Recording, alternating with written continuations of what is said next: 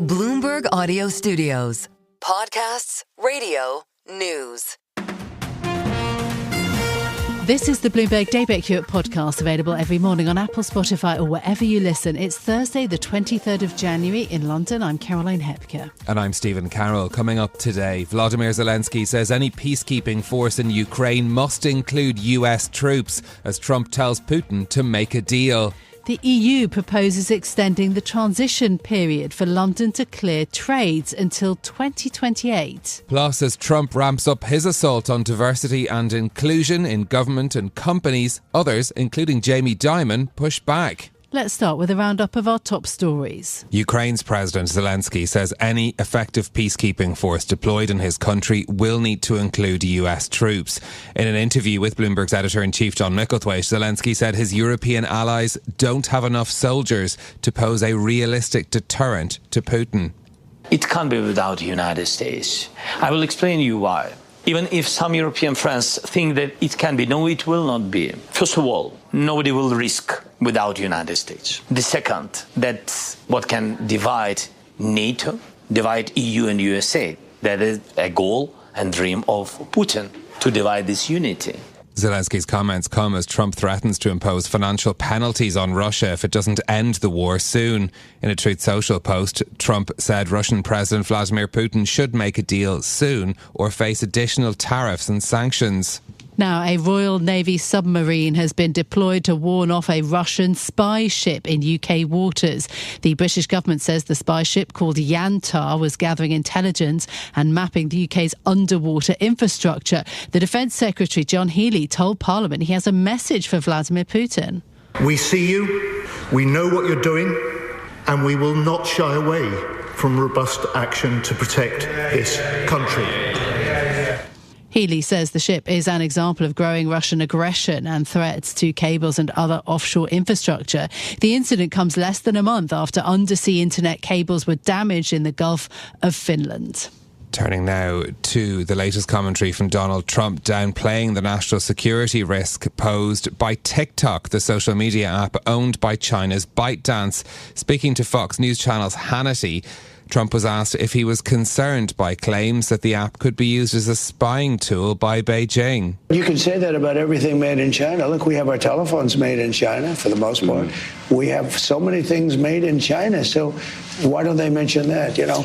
The interesting thing with TikTok, though, is you're dealing with a lot of young people, so they love it. Is it that important for China to be spying on young people? Donald Trump's remarks on the Fox News Channel's Hannity programme comes days after he offered the social video app a temporary reprieve from legislation that would have forced it to shut down in the US.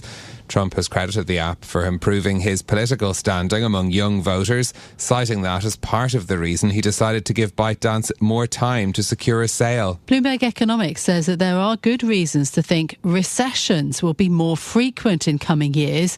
The analysis comes as nearly half of Britons say that they expect the economy to worsen in the next 3 months. 48% of those polled by the British Retail Consortium took the pessimistic view. Bloomberg's James Wilcock has more. The UK is in a mood. The BRC's negative numbers join a growing pile. S&P's consumer sentiment gauge is at a 1-year low, and Deloitte see business confidence at a 2-year low.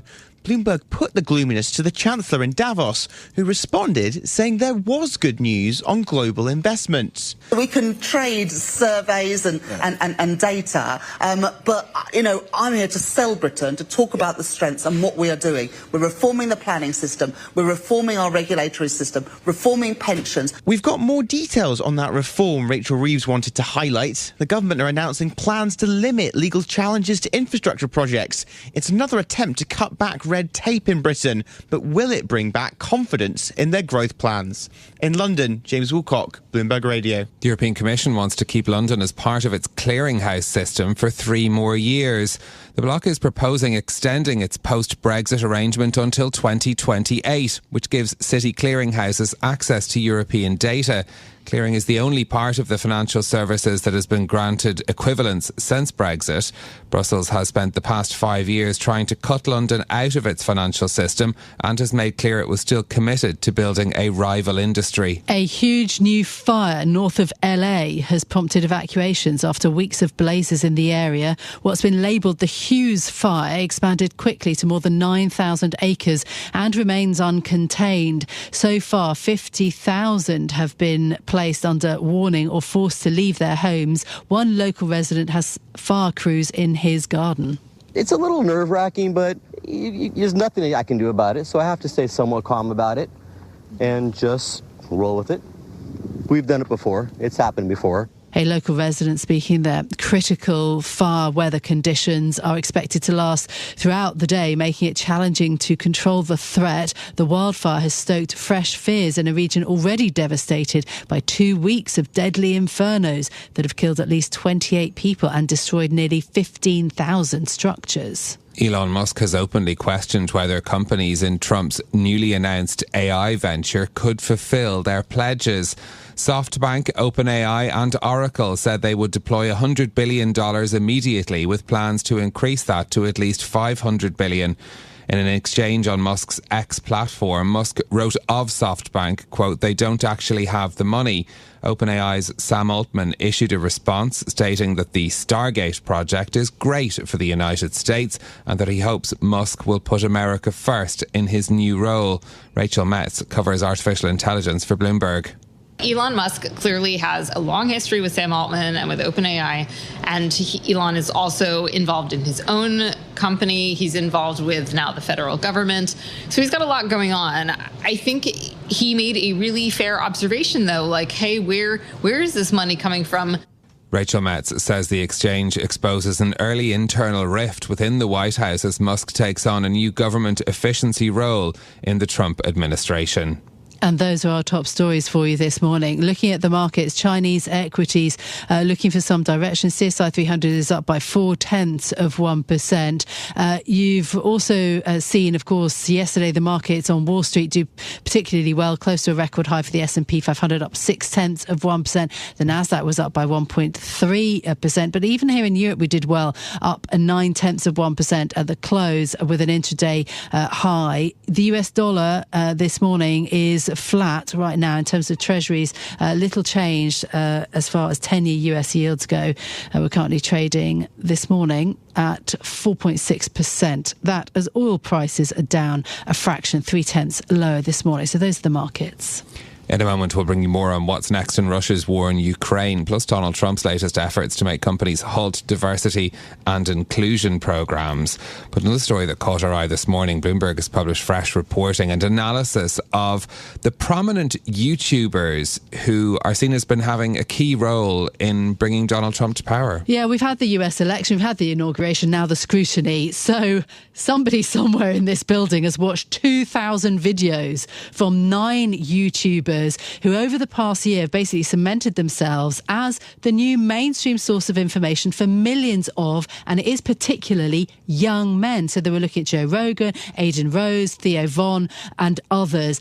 They don't style themselves political pundits or journalists, but they've used their perch to rally listeners to support Donald Trump, to the political right. So a lot of analysis about exactly what their messages are, how they come across. I mean, the most popular YouTube videos, when they were talking about them, almost 40% talk about elections and voting.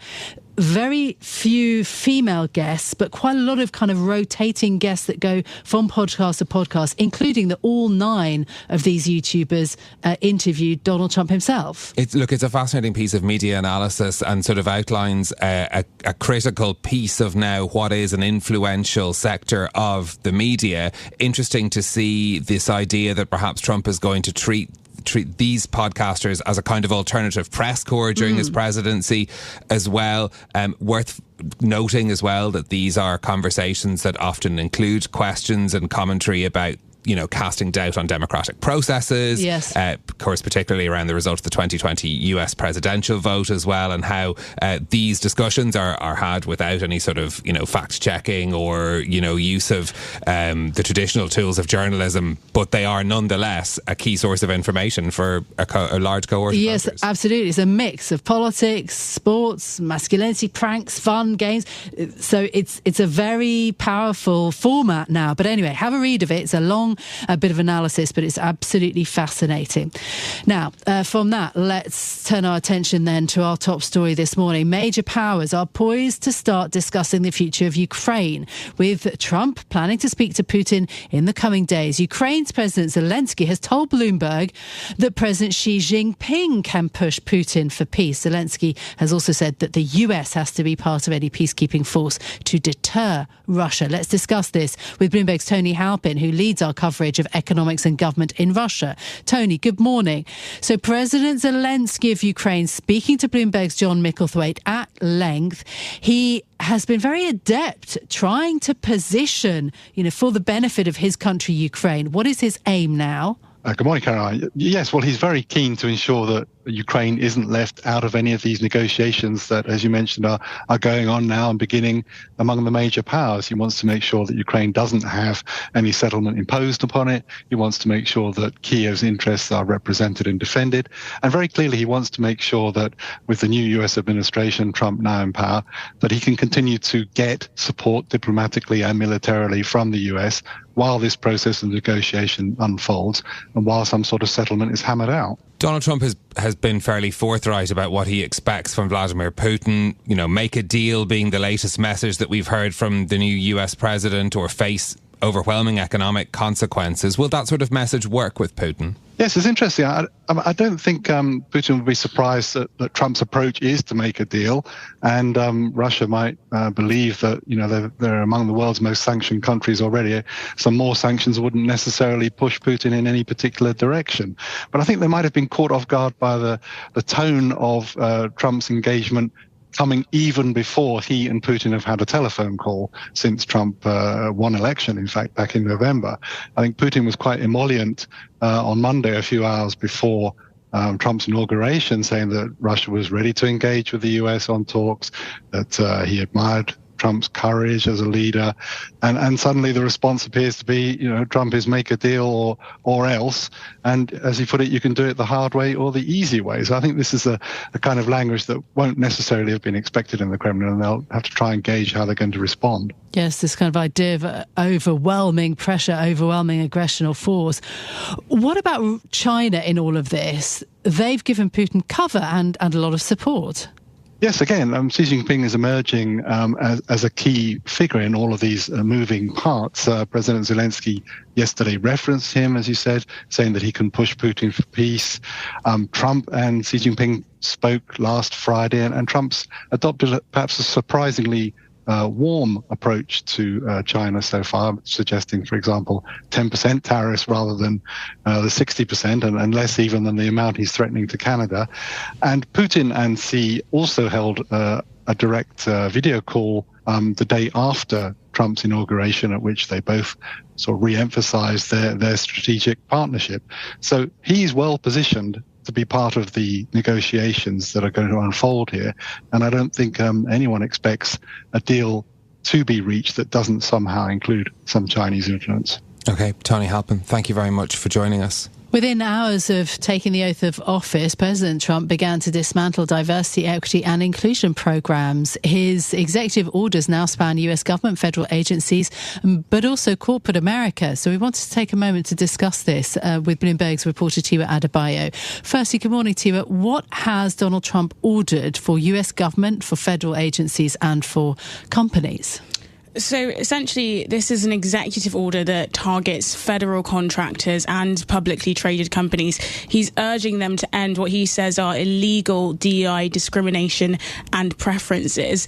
And he's also labelled DEI policies as dangerous, demeaning and immoral. So crucially, this is an expansion of his previous DEI crackdown. This order directs agencies to encourage corporations and other groups to end these DEI preferences. And looking at the president's previous directive, that banned DEI policies from the actual government. So this goes a step further. But looking at the sorts of companies that could potentially be affected, they're big players. It could force major US contractors like Lockheed Martin and Boeing actually to certify that any diversity-focused initiatives that they have are in compliance with the federal law. So a step forward for Donald Trump on this matter. What's been the reaction from companies in America to this? Well, there does seem to be a growing divide between companies that have embraced what some commentators are calling this sort of vibe shift away from DEI that we've seen in the United States, and companies that are pushing back on that.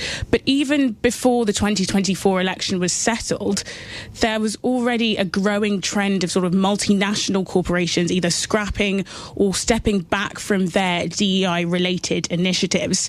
And there's a whole range of companies included in this. So you've got the motorbike retailer Harley-Davidson and other bigger firms. In the lead up to Trump's inauguration on Monday, we heard from companies including Walmart, as you mentioned, and Meta, that also unveiled plans to roll back their own DEI programs. But there are others, including Wall Street giants like Goldman Sachs and JP Morgan, that are pushing back on this, and they're looking to frame DEI programs in terms of their commercial benefit. And that's definitely a line that was adopted by JP Morgan CEO Jamie Dimon. He's been discussing this issue. He spoke to CNBC yesterday at the World Economic Forum annual meeting in Davos, and here's what he had to say on the matter. Our outreach, and it's commercial. This is 90% for profit. We are going to continue to reach out to the Black community, the Hispanic community, the LGBT community, the veterans community. We have special programs, the Disabled Second Chance Initiative. And wherever I go, red states, blue states, green states, they like what we do. Right. So we're not trying to pander to any which side or any which thing. That was Jamie Dimon speaking to CNBC yesterday. It's interesting. He also said bring him on when he was told that some customers and shareholder activists might want to push back at JP Morgan for their stance on DEI. So it's a defiant stance, and actually one that was also echoed by the CEO of Goldman Sachs, David Solomon, who also spoke to CNBC. He said that their approach to DEI is actually in tune with client needs. So we're seeing some CEOs from Wall Street really frame DEI within the context of delivering on shareholder needs and client needs as well. The backlash to DEI efforts, as you point out, has been building for some time in the US. This is less than 5 years after George Floyd's murder ushered in a number of these cultural changes. Is this now potentially another big cultural shift? I mean, perhaps also one that will be felt in Europe?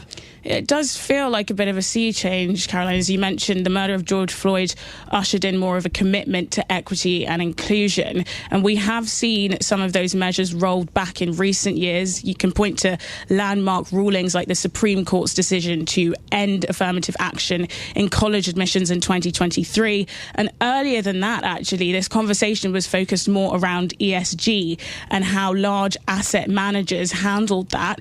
BlackRock, namely the world's largest asset manager, faced criticism over its commitments to ESG, and they recently pulled out of something called NZAM, which is the Net Zero Asset Managers Initiative.